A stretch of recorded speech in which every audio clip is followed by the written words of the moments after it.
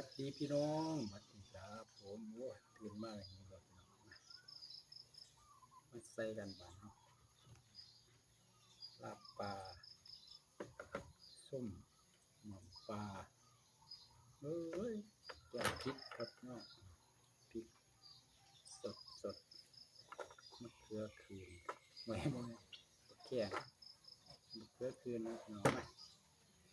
แกงพริกกระเทียมออกหม่อมปลาแล้วพี่น้องเมนูบ้านๆใส่พริกหวาน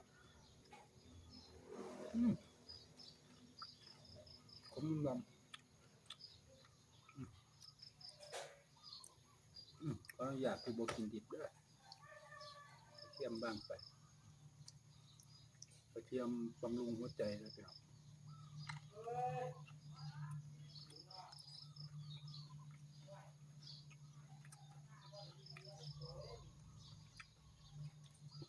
จังขับบ้าน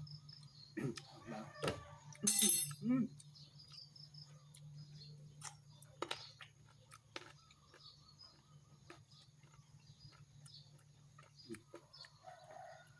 ลาบปลาลาบปลาขาว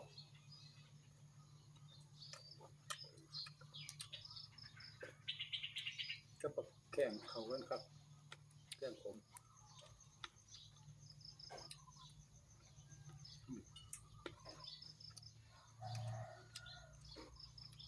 สมุนไพรไทย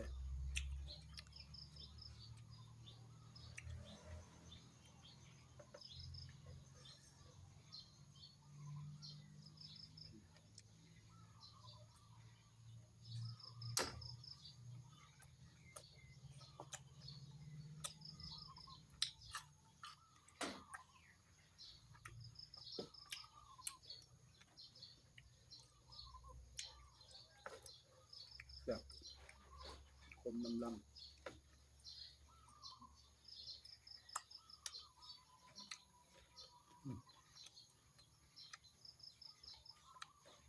พริกล้อ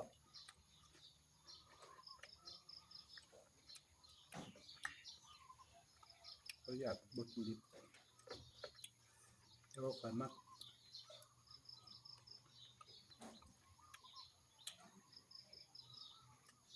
โอ้ยกูเอาได้เนาะกูอยากดิบเขาไปมกก็ได้